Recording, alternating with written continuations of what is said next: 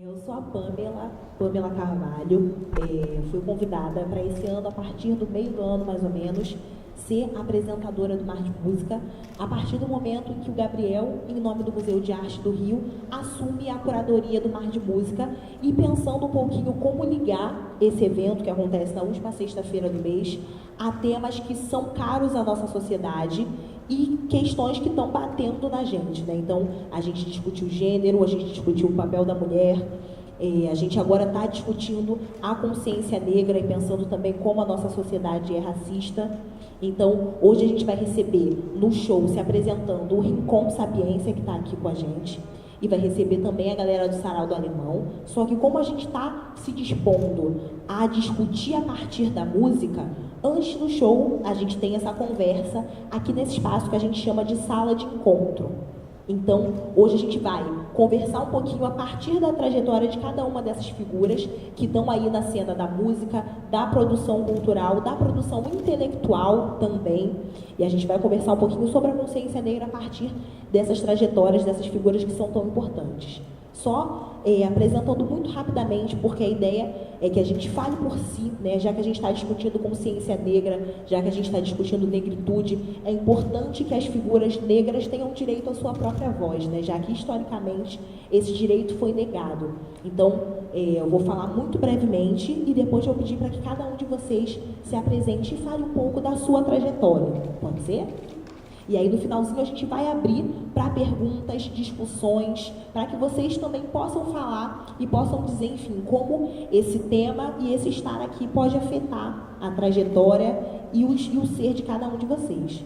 Né? A gente tem o Rincon Sapiência, que vem de São Paulo, que já desde mais ou menos os anos 2000, né, tem um trabalho super sólido no campo do rap, no campo da música, que é o que a gente acaba vendo mais, mas que o Rincon tem um trabalho super bonito no campo da poesia, né, fazendo inclusive oficinas de poesia e colocando o papel do indivíduo negro, discutindo racismo a partir da poesia e da música, de uma maneira super sensível e super potente. Né? A MC Dalfarra, que tem um trabalho também super sério e um trabalho que discute a existência negra e o papel da mulher dentro do cenário musical, dentro do slam, que é um espaço que está se constituindo como uma potência, como um espaço de resistência em várias cidades, inclusive o Rio de Janeiro. E a gente tem também a Andréia Borges, que vem do Piauí, e que vem também num cenário de educação, de produção cultural e que vem representar e trazer um pouquinho da potência e da história do projeto Pensar Cultural, que é uma das iniciativas que culmina, que dá origem ao Sarau do Alemão, que vai estar aqui com a gente. E aí ia pedir para cada um de vocês falar um pouquinho da sua trajetória e pensar, refletir um pouquinho sobre como essa trajetória de vocês se articula com essa discussão sobre a consciência negra. Vou passar a bola para a Andréia, pode ser? Pode, né? Porque a produção vem antes dos artistas, né?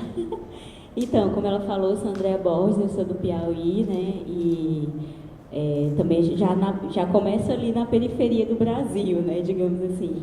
E aí eu tenho todo um trajeto, né? Dessa migração que vim para o Sudeste, né? Criada praticamente pela minha mãe, mais 3 irmãos, minha irmã está ali atrás também. Né? Passei por esse processo de migração aqui para o Rio de Janeiro, né? Vim estudar, vim fazer mestrado, vim descobrir o meu espaço aqui, né? E há mais de, não sei quantos anos, eu trabalho no Grupo Pensar, que é essa instituição que começou a trabalhar no Complexo do Alemão, mas que pretende abranger outras áreas de periferia aqui do Rio de Janeiro, que está do Brasil, né? Como a gente já fez outros trabalhos também em São Paulo. E eu acho que de apresentação é isso. Eu posso passar para ele. Rincon, por favor. Olá, boa tarde. Eu sou Rincon Sapiência. Apresentar é difícil pra caramba, mas nascido e criado na zona leste de São Paulo, no bairro de Itaquera. Comecei a me conectar com música já de pequeno, por conta dos meus pais, também do meu irmão mais velho, que foi quem trouxe o rap. E aí cresci em meio a esse lance de música, que é o samba, né, dos anos 90. o Catinguelê, o Sensação, esses grupos que tocavam muito nas rádios.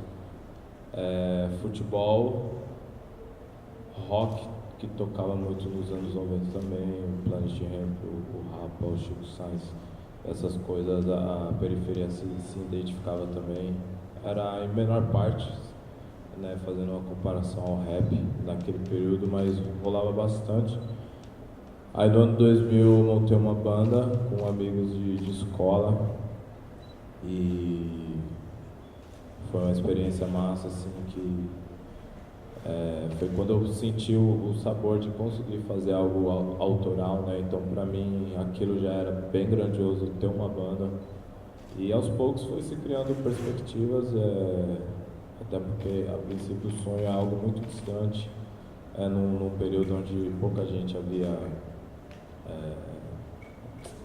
emergido, tinha poucas referências, né, de artistas que têm uma projeção massa e uma solidez artisticamente fazendo rap. Então são muitos e muitos anos, mais de 10 anos até as coisas começarem a se profissionalizar a ponto de estarmos aqui hoje, por exemplo, assim. Então, tentei resumir porque cada hora você vai lembrando de um detalhe e vai querendo falar de tudo, mas é basicamente isso, assim, é algo que começou na adolescência, já era um sonho, mas era muito distante, e entre idas e vindas, projetos, bandas, conciliação de trabalho formal com música também, que foi algo que eu fiz muitas vezes e não dava certo. Isso é um lance muito determinante, assim, porque a gente tem uma série de adversidades para fazer com que muitas vezes você pensa, pô, quero dançar balé, mas aí o balé vai te exigir um lance físico, de você se dedicar horas por dia e treinar e se aprimorar nisso. Então, muitas vezes a gente acaba se privando de fazer essa entrega para alguma área da arte por conta de outras responsabilidades que a gente tem e que se dão por conta de sermos de periferia e pretos e sem carro, Então você vai num estúdio que é 2 horas do seu bairro, assim, um estúdio massa para você trabalhar com uma qualidade num padrão bacana, e todos esses tipos de dificuldade sempre batia na porta de falar, e aí, você vai meter esse louco mesmo? Aí de segurança sempre tinha um emprego, até que houve um momento que eu abri mão desse emprego, isso em 2010, e comecei a fazer só música. E eu falo isso porque, de fato, é muito incerto quando a gente escolhe ter um projeto de vida que saia que vá para a arte, principalmente. É sempre muito incerto, mas é determinante que a gente consiga escolher um momento, cada um no seu ritmo, logo de falar assim, eu preciso fazer isso e dedicar energia para isso, saca? Assim. Então esse é outro momento da vida que é interessante, quando você consegue isso. Enfim, passo a voz para você. Difícil. Meu nome é MC Dalfar, né? Na realidade meu nome é Carol Dalfar, meu vulgo é MC Dalfar. Eu escrevo desde os 15 anos, por influência do meu irmão mais velho também, que escutava muito rap, Sabotagem, Nacionais. E aí eu comecei a escrever, né? Porque ele ouvia muito em casa, então eu também ouvia, que era aquilo, só tinha um rádio. E eu comecei a escrever rap. E lembro que demorei muito a chegar em algum lugar e recitar alguma letra ou cantar alguma letra. Por primeiro motivo, não tinha espaço para mulher, né? Eu ia a muitas batalhas de rap com meu irmão, Batalha de Sangue, que não sei se todo mundo conhece, que é, assim, um lugar meio hostil, né, quando se é mulher. Então, eu já me sentia hostilizada por ser mulher em uma batalha de sangue, né? Então, não me sentia à vontade, né? E quando era uma roda de rap, mesmo sem ser batalha de sangue, eu também não me sentia à vontade. Então, eu demorei muito tempo para colocar minha música no rolo, né? Eu lembro que o Sarau do Alemão foi um dos primeiros lugares a abrir a porta para mim. Depois eu comecei a cantar em bastante ocupações em escolas. Eu sempre tive essa preocupação de eu me importo em passar na minha música aquilo que eu passei, sabe? Então eu não admito eu ter passado 15 anos na minha vida sem ter dito aquilo que eu queria ter dito, né? Então minha música é esse ponto, é o ponto em que eu vou dizer aquilo que eu quero dizer, eu vou falar sobre a periferia, eu vou falar sobre as causas sociais, as pautas sociais que o povo preto, periférico e favelado está passando. Eu comecei a trabalhar no Sarau do Alemão, né, na produção do Sarau do Alemão. Comecei a trabalhar na ONG Grupo Pensar, que é a ONG que organiza o Sarau do Alemão, né, e a gente tinha um ponto ali no Complexo do Alemão.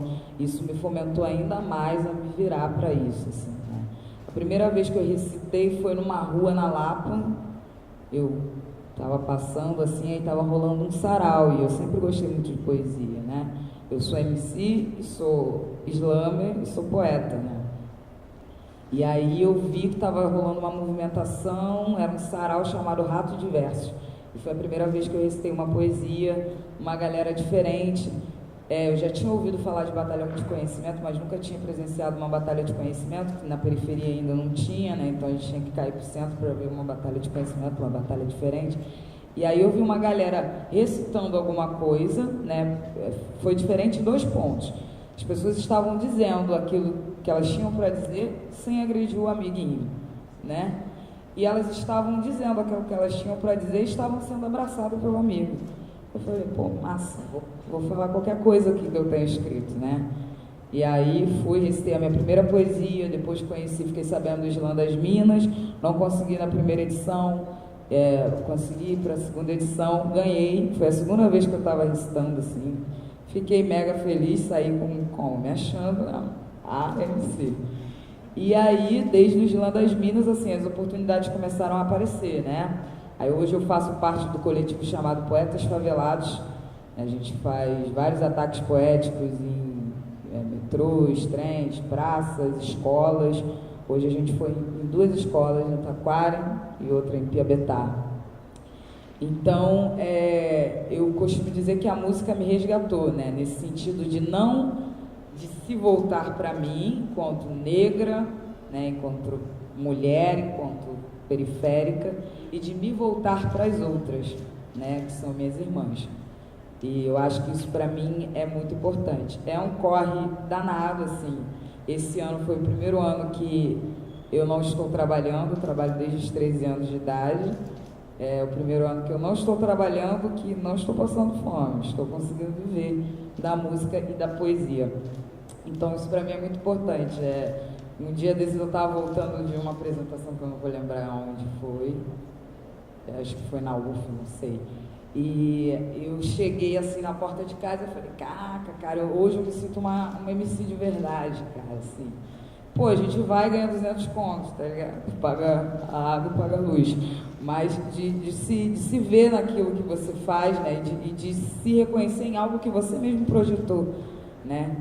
E como você não bambeou naquilo, né? Então, eu me sinto muito orgulhosa nesse sentido, assim. Às vezes eu acho que me falta um pouco de lírica, pode faltar tudo, né? Falta flow, falta lírica, galera gosta muito de falar. Mas eu sei que o que não me falta é o que para mim é essencial, né? Que é olhar para minhas irmãs, que é botar mina na cena do rap, porque, né? Tivemos aí Dina de Xareline, que não deixa eu mentir que a gente é capaz pra caralho. E é isso.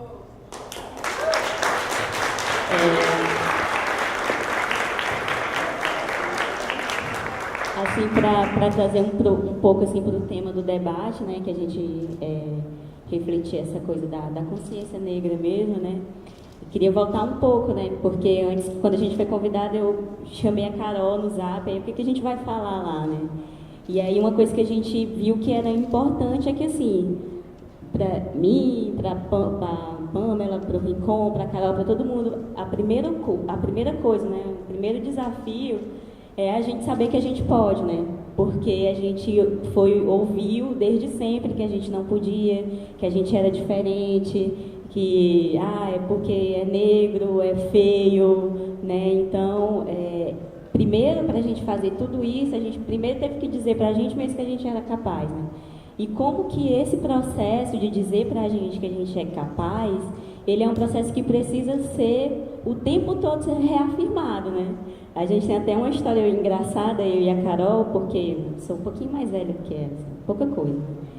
E quando ela chegou no grupo Pensar para trabalhar para a gente, eu já tinha passado por um trajeto grande de sair de casa, de morar sozinha, de ralar, de também não ter dinheiro e não ligar para dizer para a mãe não sofrer mais.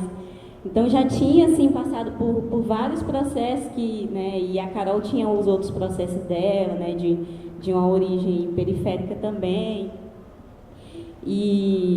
Mas aí eu já tinha concluído o mestrado, já trabalhava com ela, assim, já ensinava a Carol, digamos assim, de alguma forma.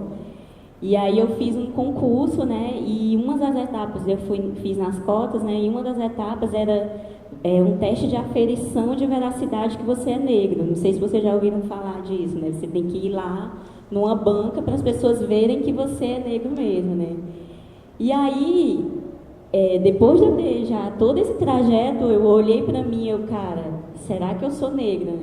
E na hora, porque assim, tanta subjetividade, tanta marginalidade que é colocado para a gente, que a gente fica mesmo nessa dúvida às vezes, né? Não é porque a gente se empoderou, a gente está aqui ocupando um lugar de fala, que a gente não tenha nenhuma questão, ou que a gente não sofra preconceito, né? E aí eu liguei para a Carol e falei assim, Carol, eu sou negra? E ela começou a rir, né? Assim, como assim não, né? Porque é justo isso, né? É uma reafirmação, né? E a partir do momento que a gente consegue dizer isso pra gente, como a Carol, a causa dela, né? Que hoje em dia ela tá, essa coisa da poesia, de ser pá com as manas, né? Para mim, é muito essa coisa da produção cultural, né? De pegar esse conhecimento que eu consegui adquirir, né? Através de uma formação acadêmica e de pensar e elaborar projetos. Vamos junto, né, Sabrina Martina, no ano passado, que a gente levou um bonde de favelado para a USP, né? Assim, né? Para a maior universidade do Brasil. A gente está aqui, né? Ocupando esse lugar, falando das nossas narrativas, né? Mesmo que não sejam narrativas direcionadas para a questão da classe, mas só da raça, né, que eu digo, mas só da gente estar ocupando esse espaço, qualquer espaço que seja, que a gente possa ocupar, né, já é válido, né, já é uma militância, a gente já se sente nesse processo de reafirmação, né. Mas todo dia é empurrar aquela porta, né? Aquela porta que está dizendo que você não pode, aquela pessoa que confunde no mercado como atendente, não, enfim, né? Porque que você já sabe. Então é isso, assim, é esse processo de reafirmação que a gente faz sempre, e a arte, a produção cultural, ela promove, né? Ela faz com que a gente consiga empurrar essa porta e marcar, não, aqui é o meu espaço, né? Eu posso estar aqui e vou ficar aqui, né? Enfim. Isso aqui.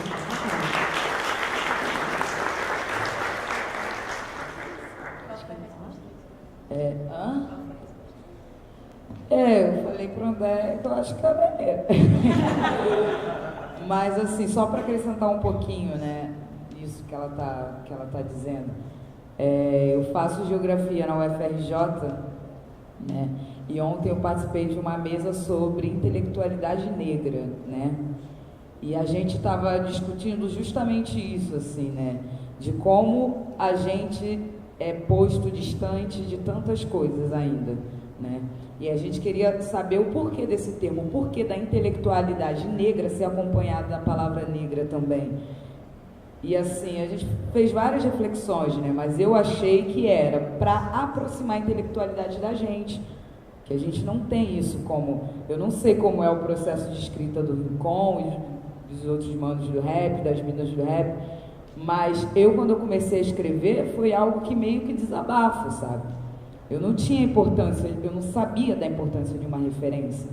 E eu não sabia que pessoas negras, existiam negras intelectuais, né? Então, a todo instante, a gente é empurrado para a margem mesmo, assim, no sentido de sonegarem, de negarem a gente informação, cara, que é o básico.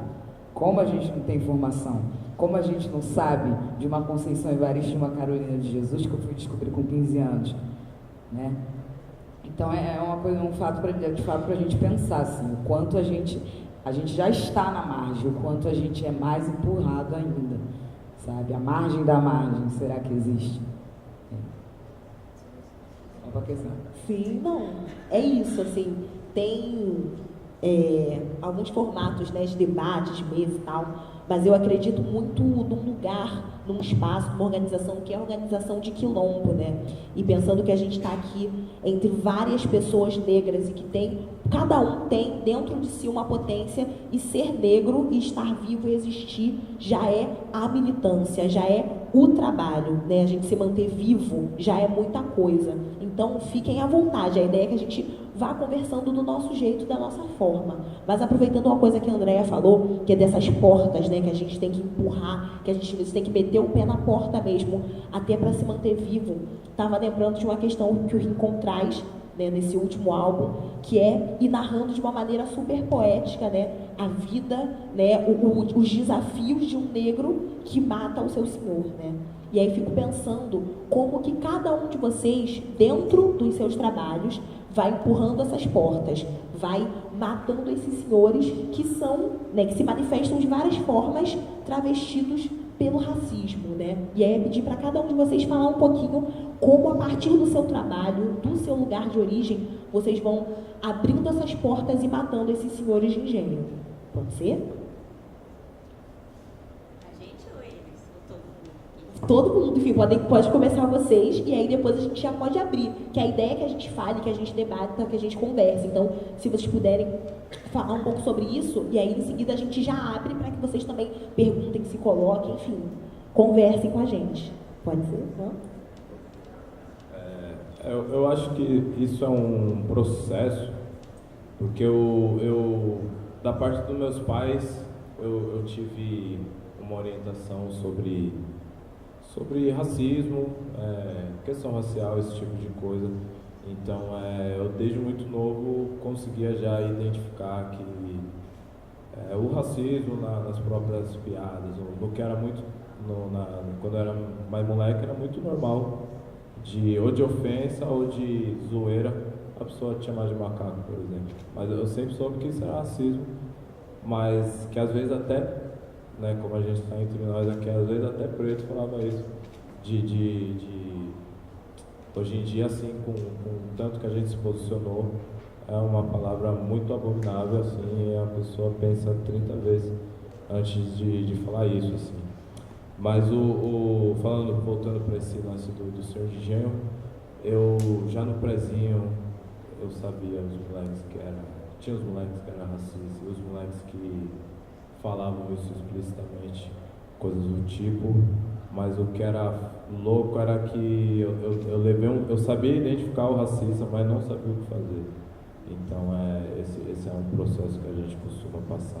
Então, não sabia se eu tinha que bater nele, não sabia se eu tinha que falar para o professor, não sabia. Então, às vezes, ele me tirava e não acontecia nada, mas eu sabia o que estava acontecendo, entende? Então, nesse processo de derrubando os senhores de engenho, eu levei um tempo até saber ter uma posição firme e sagaz diante dessas situações. Aí tem a parte da estética, que eu comecei muito adolescente, né? Aí vem todo esse pacote junto, que é a ideia da banda, de ser uma banda, e de você ter o visual e o cabelo e a parada toda. Aí eu sou irmão mais novo, de mais 2 irmãos mais velhos, né? E eles trabalhavam e fortalecia em casa. E ao mesmo tempo essa vida de arte é uma vida também de rua, de experiência, de vivência, de experimentação, de tudo. E eu estava nesse processo, e por mais que eu tinha essa orientação racial e tudo mais, o orgulho era difícil eu poder deixar o cabelo crescer. Aí esse tipo de visual, cabelo crespo, a mostra, que hoje é muito, muito mais popular, mas nos anos 90 e no início dos anos 2000 não eram tantos. E isso aí era uma afronta, só isso, você poder ter o seu cabelo já era uma afronta, já na sua família muitas vezes. E de fato, para você procurar um trampo depois, e isso ia contar como estética, como que eles descreviam nos anúncios como bom visual, como é que eles falavam? Boa aparência, boa aparência. Então já passava por tudo isso, assim, se você olhava no jornal os anúncios, aí era raspar o cabelo, acordar cedo e procurar o trampo, esse era o bagulho. Então é outro senhor de engenho que a gente acaba matando também, o lance da estética. Então nesse processo de vida mesmo, e de arte, e de sonhos, e de tudo, assim, corriqueiramente a gente vai derrubando os senhores de engenhos que... O que é o senhor de engenho? É aquele justamente que priva a liberdade e que consegue gerar um conflito interno também, porque essa era uma das formas, fora eles terem as armas de fogo, as chibatas, a hostilização e tudo mais, assim, eles tinham isso como método também de gerar conflitos internos, e até porque a gente usa o termo preto, que eu prefiro, com negro, mas historicamente somos várias etnias de vários lugares diferentes da África que vieram para cá nesse comércio, né? Então muitas vezes um preto tinha uma orientação religiosa, o outro tinha outro, e etnias diferentes e situações diferentes, pensamentos diferentes, e isso através da colonização também gerava conflitos em alguns momentos. Então é um outro senhor de engenho a ser derrubado, assim, aquele que nos coloca em conflito. Então eu diria que é um processo que a gente, como homem e mulher preta, assim, acaba levando a vida toda, assim, cada vez mais derrubando os senhores de engenhos, assim. Eu diria que nesse momento, nem todos, muitos foram derrubados, mas nem todos foram ainda assim.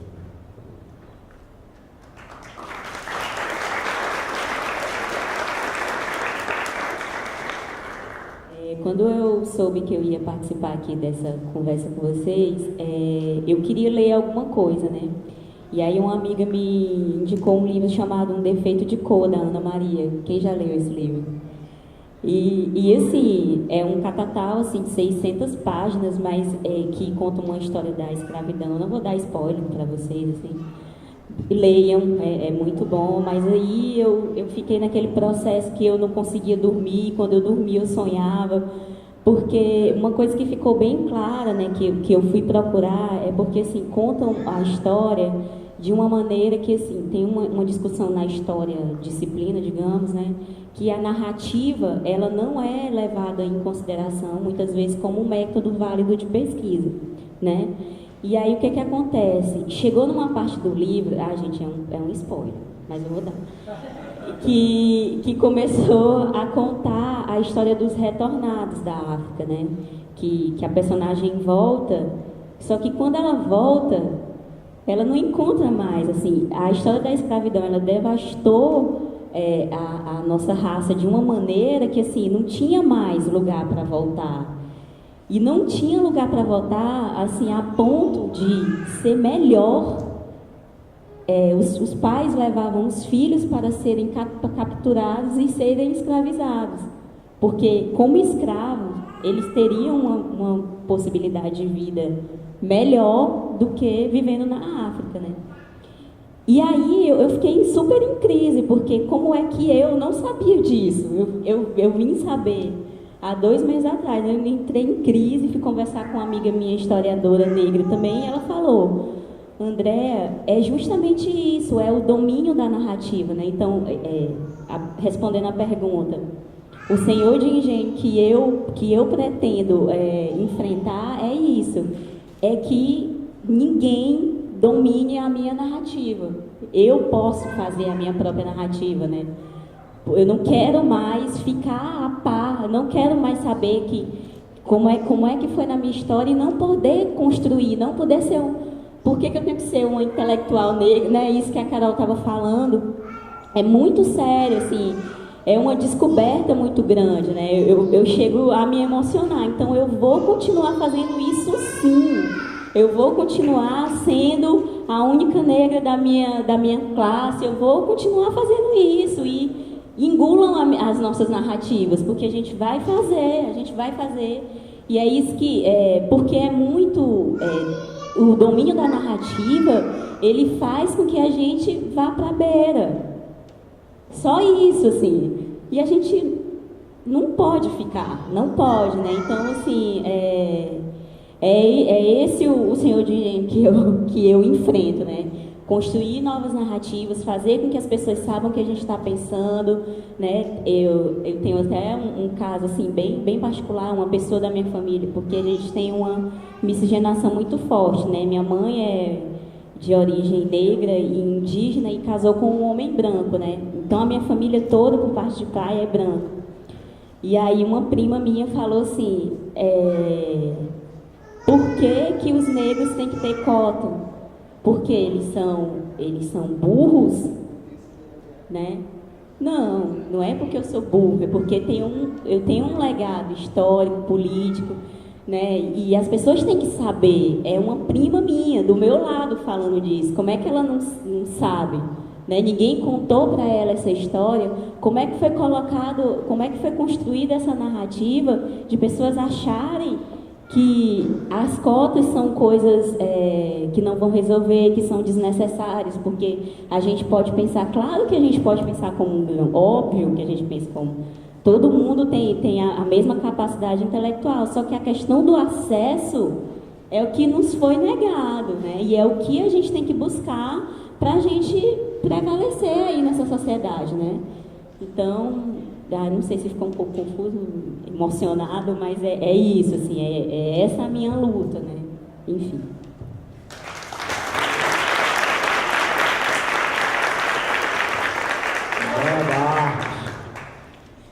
É muito louco, assim, sempre que me fazem essa pergunta eu penso uma coisa muito louca. Eu sou muito louca, gente, eu penso várias coisas muito loucas. Eles estavam falando e eu estava pensando mil coisas loucas.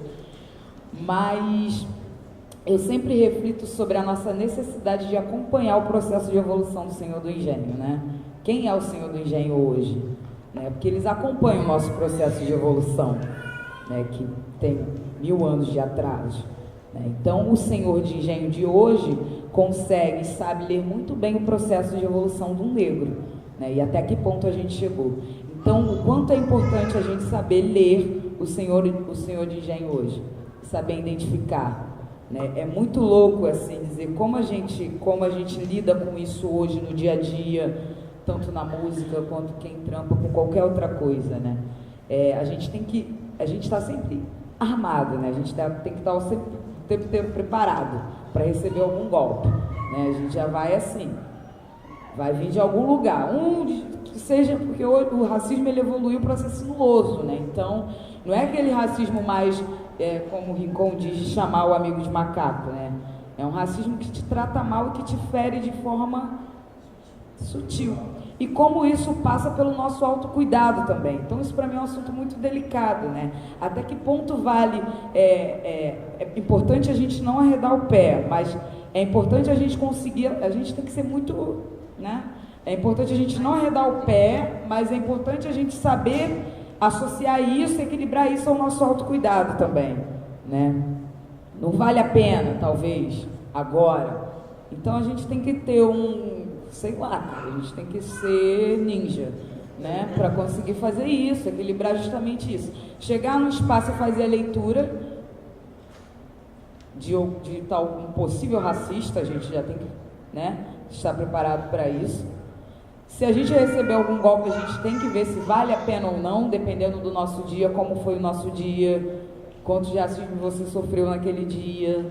Isso passa pelo meu autocuidado, isso vai me degradar enquanto pessoa, isso me faz retroceder quantas casas, né? Fincar uma briga aqui com esse cara ou não, né?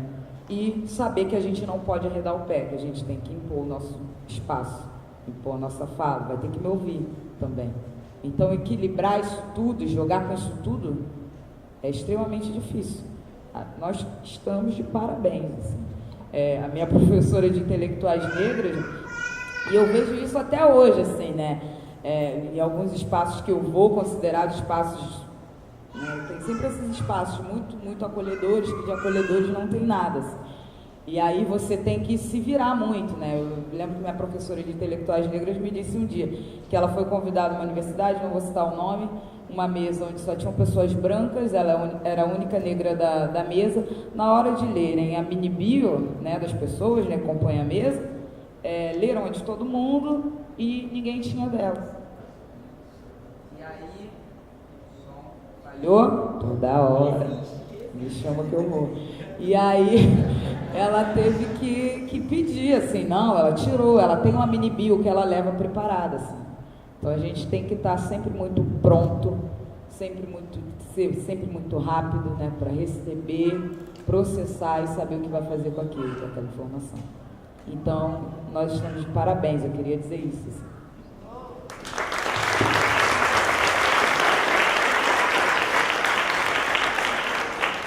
Gente, queria agradecer, enfim, por tudo que foi dito. Não acabou, gente, não vai embora não, que não acabou não.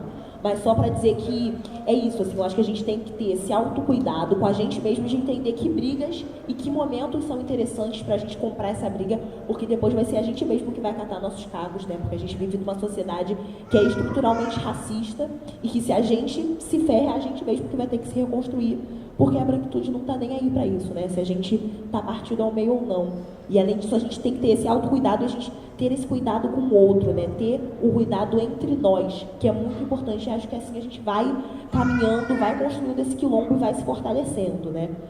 Queria pedir agora para quem quiser, quem puder, fazer perguntas. E aí não precisa ser pergunta, pode ser uma colocação, pode ser uma complementação, mas queria pedir para vocês falarem um pouquinho nesse final, quem quiser. Eu sou Karen, sou lá da Bahia, de Ilhéus, estou de rolê e dei a sorte de colar na data certa, né?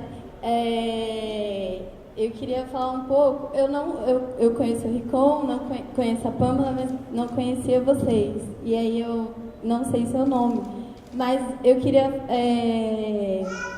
dizer como é importante a gente reforçar essa questão da unidade entre as mulheres, porque o machismo é uma parada tão escrota que a gente aprende a não se amar, a disputar. E eu acho que esse é um processo muito bonito que está acontecendo agora, porque a gente faz o exercício de não falar mal de uma mulher, de não disputar com a mulher e de aprender a amar. E quando a gente aprende a amar umas às outras, isso é uma coisa assim muito fantástica. E aí, quando você fala isso, né, de como as mulheres te fortalecem na caminhada, isso também me toca muito, assim. E aí, eu queria recitar uma poesia que chama Abre Caminho, é uma poesia minha, e que é bem isso, né? A gente começa a falar, a gente começa a se reconhecer como poeta e a gente começa a se reconhecer como poeta que pode falar daquilo que a gente sente.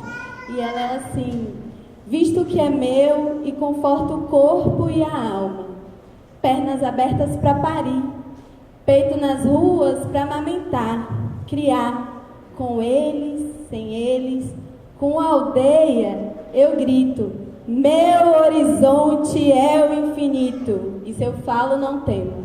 Falo eu, falo tudo, falo muito e falo mais. O silêncio que é regra eu quebro e me nutre minhas ancestrais. Bruxaria, ousadia, meu sexo. Rebolar, mexer, chupar nelas, neles, em mim, negra, que fode e que ama. Porque amar não tem regra. É consenso, é bom senso, sem silêncio nem castigo. Sou isso, mulher. Mulher que é todas que quiser e para todas exige respeito, se preciso, na marra e no peito, má reputação. Essa poesia eu escrevi quando pouco tempo depois de eu me separar de um relacionamento abusivo e de um relacionamento abusivo. E aí, assim, eu queria, para não dizer que eu não vou fazer uma pergunta, eu queria que o Ricom falasse um pouco como ele percebe esse processo das mulheres ocupando a cena e disputando a cena e tá sempre tendo um desafio ainda maior, e do homem, como que os homens estão se movimentando nessa direção na cena. Porque, assim, o Empodere-se já existe, a gente está conseguindo fazer isso, todo dia é necessário reforçar. Mas eu acho que o nosso maior desafio ainda é que os homens caminhem em nossa direção e assumam a responsabilidade sobre isso, porque eu ouvi que o feminismo acabou com o meu casamento. E, na verdade, o que acabou com o meu casamento foi o machismo. O feminismo me salvou de um processo sinistro de morte mental e enfim, é isso. Olá, gente, eu sou a Bruna. Eu estou nervosíssima de estar falando aqui. Eu tenho algumas perguntas. A primeira pergunta é a seguinte: como que é sair do trabalho formal para viver da arte? Eu estou na faculdade e é uma coisa muito difícil para mim. Isso não é PJ. E já tem tempo que eu faço poesia, desde novinha. Eu não sei por onde começar, eu não sei por onde começar, por onde agir. E outra pergunta também que eu tenho, eu quero que os três respondam a bandida individualidade, é a questão da autoestima, a construção da autoestima para vocês. Porque eu nasci até de pele clara e cabelo crespo, minha mãe sempre alisou, e aí eu tenho uma tia, né, que tem a pele escura, digamos assim, e ela chegava em mim e falava: você é preta. E eu ficava: eu sou preta, mas a minha pele é branca, e o meu cabelo é crespo, e a minha boca é grande. E até hoje, às vezes, eu esbarro com isso na questão de, não de alisar mais o meu cabelo, mas na questão da minha autoestima. Eu me olhar no espelho e não me achar tão bonita como uma mulher branca. E sempre estar para trás, de lado. E é isso, essa é a minha pergunta. São várias, no caso. Boa noite, meu nome é Alejandro. Eu venho lá de Belém, sou lá do Pará. E eu estou há 2 semanas agora aqui no Rio de Janeiro. E essas 2 semanas assim, eu fiz um trabalho bem antropológico, assim, na militância. Eu acabei transitando pelos espaços do Rio de Janeiro. Eu estive no Shopping Leblon, assim como eu tive também ontem uma batalha de rap lá na Cidade de Deus. E eu vejo como, assim, a cidade maravilhosa é tão desigual, assim, uma desigualdade muito gritante. Lembrou muito do documentário do Eu Não Sou Seu Negro, assim.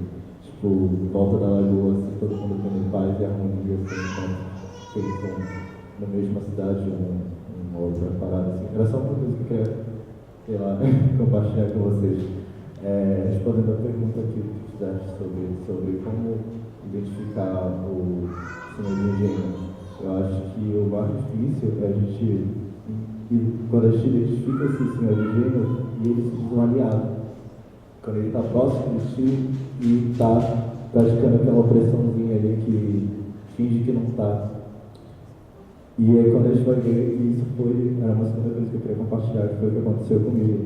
Eu sou uma pessoa que eu tento ser sutil no meu enfrentamento. Eu não vou para a regaça. E recentemente aconteceu uma coisa assim, foi justamente na situação. Deparei com o senhor de gênio, estava lá, tentou se impor, eu falei: não, peraí, aqui não. E aconteceu isso que tu falaste, tipo, eu quebrei, assim, tipo, por mais que eu tivesse assim uma base, eu quebrei. E daí veio a importância de estar mobilizado, que eu quebrei. E quando no momento que eu achei assim, tipo, a coletividade não vai estar nem aí, tinha umas mulheres que falaram assim: olha, é o seguinte, a gente está aqui, aconteceu isso, não é. A gente pode resolver isso e tal. E assim, eu me senti muito acolhido, foi uma experiência muito boa, muito foda, muito valorosa aqui no Rio, assim. Só para terminar, para não levar muito tempo, eu queria fazer uma pergunta. Eu estive no museu aqui do IPN e eu vi que ele tem uma alçada exposta ali dos pessoal que chegaram. E eu achei aquilo ali bem desumano. Lembrou muito a história da Venus Opeitons, sabe? Tipo, se fores prestar atenção, acho que em Petrópolis tem a família real ali que dá uma parada meio que não chega nem perto. A 200 metros do IBM tem um outro cemitério assim, de lá também, que é uma parada bonita.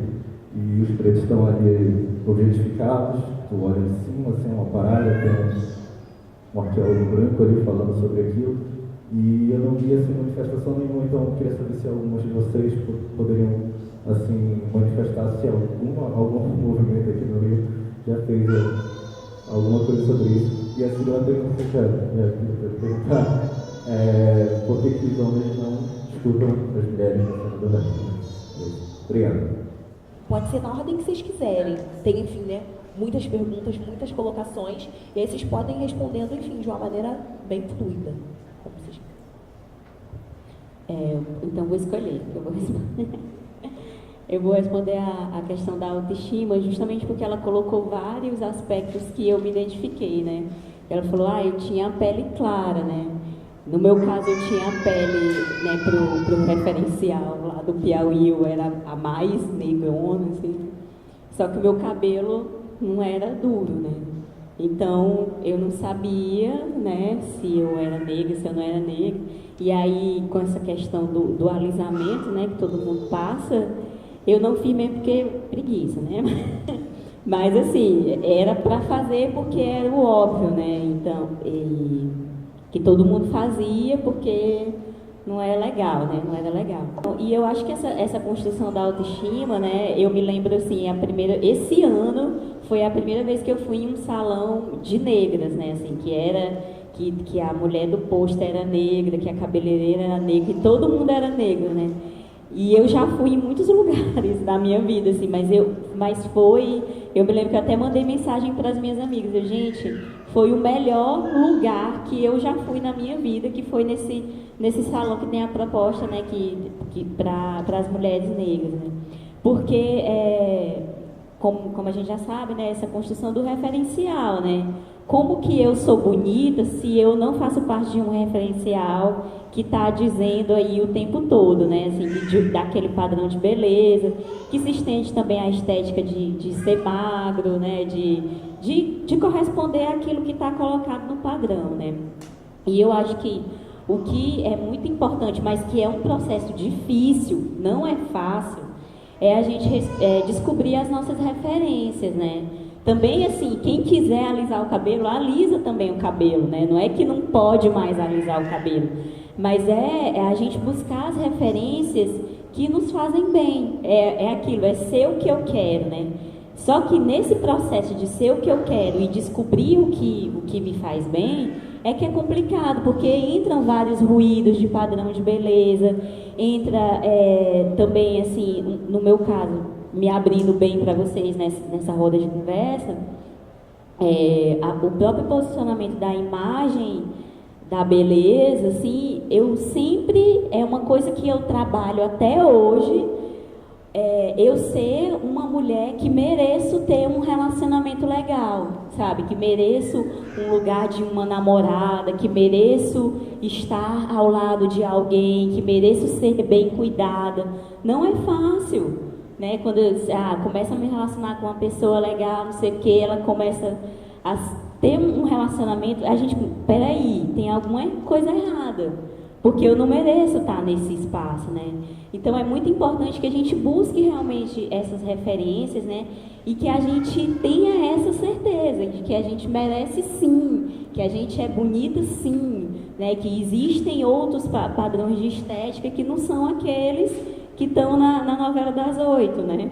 E quando estão na novela das 8, que ocupam papéis marginais, mas não, assim, a gente pode sim, né, ter esse referencial do merecimento e o referencial de que a gente é bonita sim, né? E a gente pode escolher também as nossas estéticas, né?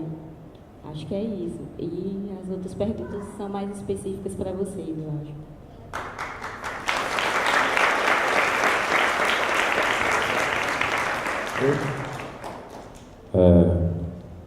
Eu acho que eu me lembro.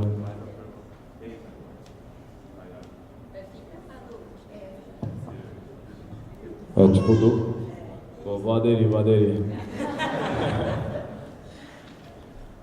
E eu acho que tá. Não. Joguinho. Tá em algum lugar daqui. Vou tentar, vamos lá. E pegando, que eu me lembro mais da Bahia, é um processo que sempre quando se falam sobre maus comportamentos, né, vamos dizer assim, por conta dos homens, para um artista é um pouco diferente o fato de sermos dessa mesma estrutura que nos leva a tais comportamentos e enfim. Vamos lá. E que leva a tais comportamentos e tudo mais. Então, durante ao longo da nossa vida, eu criado jogando futebol, então muita coisa homofóbica que aparece. Você pega, o cara fala que não foi falta, que você foi mocinha, que futebol e não sei o que, todos esses tipos de coisa a gente acaba se construindo com tudo isso. Então, que em todos os pontos que a gente vem conseguindo tomar uma posição melhor, se dá por conta da própria cobrança das garotas nas áreas que atuam em artes sociais, questão, a parada toda e contestando letras que já foram escritas, expostas em outros períodos. Então, por conta disso, a gente chega um pouco mais situado nesse tipo de situação.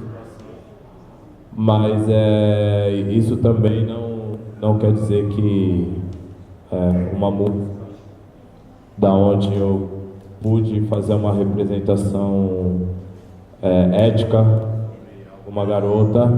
Então bem dizendo, esse tipo de cobrança, esse tipo de atenção que as pessoas vêm cobrando da nossa parte, do nosso posicionamento, é de certa forma algo novo. Então você se vê na situação de empatia. Eu tenho aprendido muito com as garotas do meu entorno e é louco que você se sente nessa situação de empatia, mas tem algum momento que fala, cuidado nisso aqui que você falou, cuidado nisso que você fez e tal, e você começa a se situar, né? Um exemplo que é muito recente, por exemplo, a gente estava no festival Koala e uma garota, amiga nossa, foi fazer a cobertura de vídeo e ela comentou como no meu staff só tinha a Mari, que é da produtora Boia Fria, que eu trabalho, e ela de mulher unicamente, e todo o restante eram homens, assim. Aí cai nisso de novo, você se sente na situação de empatia e tal, aí você vai reparar, você fala, pô, mas a maioria são homens no meu entorno, e os outros grupos que são de certa forma parceiros, outros artistas que eu estou mais no fechamento no dia a dia, e você repara que são homens também. E eu acho que é uma situação que a gente está, não digo descobrindo agora, assim, mas tá vindo esse tipo de questionamento para a gente, esse tipo de situação. E eu acho que estamos num processo, sim, de deixar o cenário e enxergar as coisas e trabalhar de forma mais democrática no que diz respeito a gênero. Eu acho que ainda muito que é minoria, falando de grande expressividade, assim, artistas de rap que são mulheres, mas isso não quer dizer que não tenham trabalhos bons sendo feitos. E de fato eu vejo nos próprios comentários nas redes sociais que muitas vezes tem um festival ou um show que tem várias atrações, e às vezes tem uma atração mulher ou nenhuma, como comentaram recentemente de São Paulo, que teve o Atletas do Ano, que foi uma festa massa e tal, vários grupos, vários artistas juntos, porém não tinha nenhuma mulher, saca assim? Então o que está rolando é um processo das minas falarem isso nas letras, das garotas como você questionar e fazer esse tipo de pergunta que você fez, E eu acho que a partir disso tá todo mundo se preocupando mais com isso e pensando mais em como isso pode ser revertido.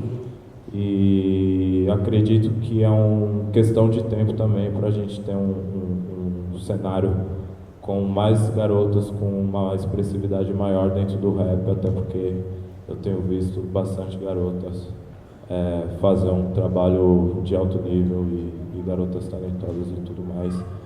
E acredito que é questão de tempo, porque nós estamos tendo essa preocupação também, assim. Diria que é isso.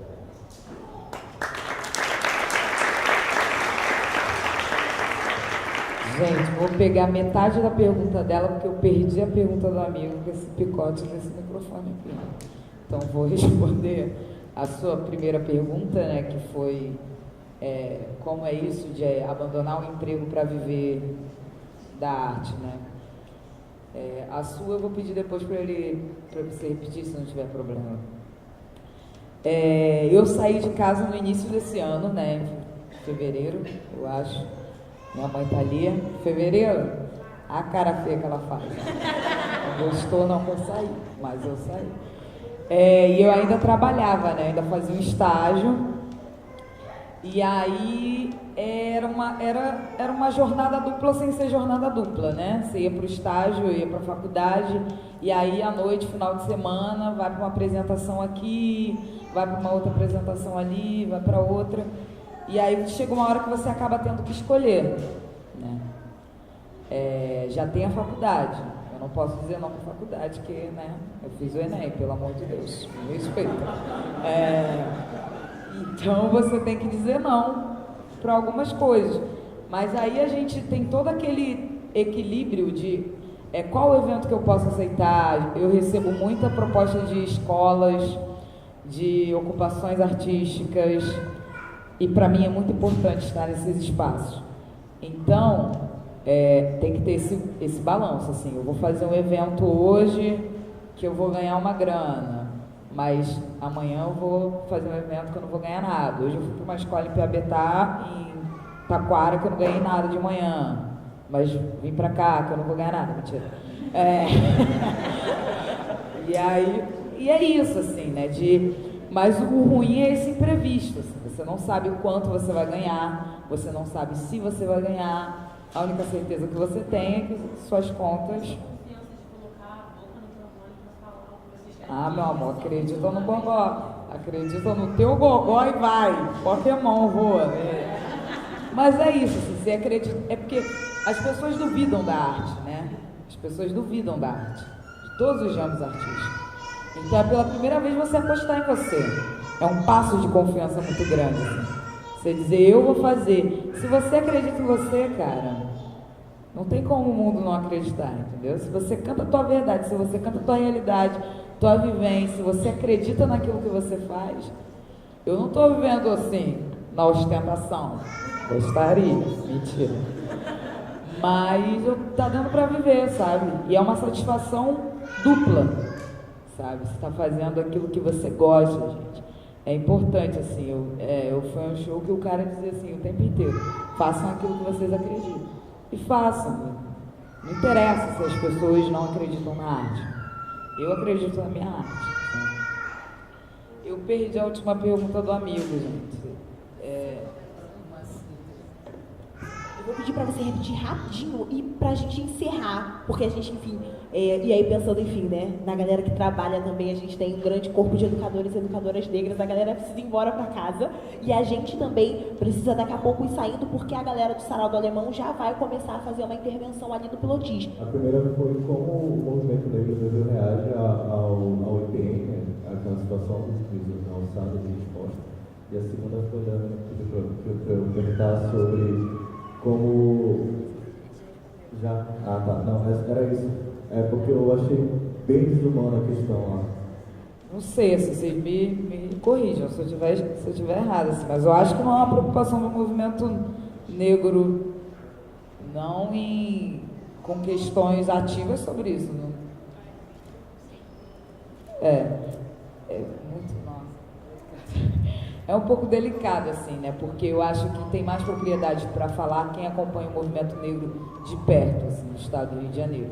Eu, desde o final do ano passado, eu não tenho acompanhado o movimento negro de perto, mas acompanho pelas bordas, eu trabalho dentro da periferia, trabalho dentro da favela.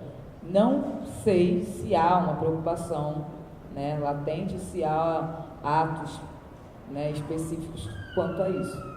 Mas eu acho que não. Alguém pode me corrigir se eu estiver errada. Não? Fechamos em não? Ótimo.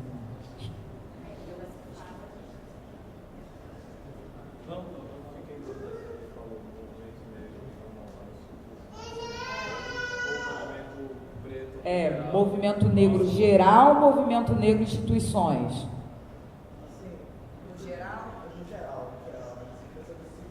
Em alguns outros lugares que eu tive aqui, eu tive no CCB também, na Consciência Negra, e eu, quando eu identificava algumas pessoas que eram de movimentos sociais, eu ia lá e me chamava assim, rapidinho, vamos trocar uma ideia aqui. Aí eu falava assim, assado, eu explicava, e eu via que muita gente acabava comprando a ideia do museu, de que aquilo ali seria para criar uma espécie de memória, é uma memória que para não volte a acontecer. Eu falava, pô, mataram PM lá na quebrada lá em Belém, numa noite mataram o Greta Preto e pilharam, sabe? Tipo, isso, sabe, aí não vai impedir que isso aconteça. É ancestralidade, é cultural. Não foi criada a cultura preta aqui, sabe? Não tem ancestralidade.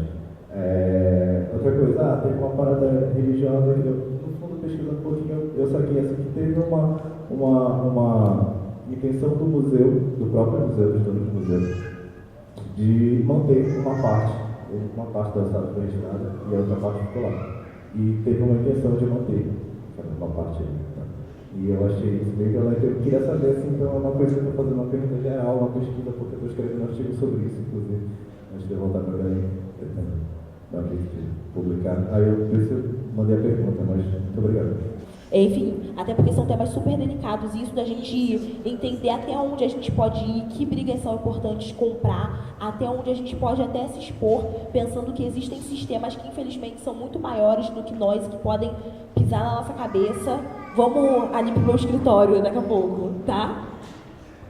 Mas eu acho que a resposta da Carol primeiro é porque, assim, até as apropriações da fala, né? Você fala movimento negro, então, assim, existem as pessoas que são militantes, que encabeçam movimentos e que a gente não pode falar por essas pessoas, né? Porque tem toda a questão do lugar de fala. Mas você explicando a pergunta, eu acho que você quer que a gente fale a nossa opinião, o que a gente achou, né? Mais ou menos daquilo, né? O que é aquela exposição dos ossos dos negros em praça, né? Então tem toda a discussão da própria museologia, né? Do que é o objeto que pode ser exposto, qual que é a representatividade daquilo, né? E de qual maneira aquilo ali pode colaborar. Não, então, a gente teve um processo aqui todo de revitalização do cais do Valongo, né, que foi o cais que mais recebeu escravos na história do Brasil, né, e faz parte desse processo, né. E existem várias estratégias que são utilizadas, né, nessa exposição dos objetos em si, né, que na verdade é a parte do corpo de alguém que tá ali exposto, e talvez para ti isso que gere um incômodo, né? Assim como tu citou que tem não sei, que eu estou citando, na verdade, né? Que tem o fêmur do padre José de Anchieta lá em São Paulo. Enfim, eu acredito, assim, tá? Não estou falando uma opinião pessoal, que tenha essa intenção histórica mesmo, né? Arqueológica, né? De ver um registro daquela bárbara que aconteceu, né? Mas realmente pode causar esse estranhamento, mas qual que é a utilidade disso, né? Enfim, coisas mesmo que tem que refletir para tu escrever teu artigo, né? Assim, e também seria legal mesmo escutar representantes de pessoas que estão pensando mesmo nisso, nessa representação do objeto, do artefato, né? Do que aquilo pode dizer, ou que pode para o positivo ou para o negativo, né? Então é bom fazer isso também para a tua pesquisa. Mas aí também ela acho que ela quer dar a opinião dela ali, então tu já anota para tu já usar também. Ah, cara. Vamos lá, só pra gente fechar, que a gente precisa muito mesmo. Não, são só 2 palavras, porque ela meio que traduziu o que ele queria dizer, né, no sentido de ser a nossa opinião.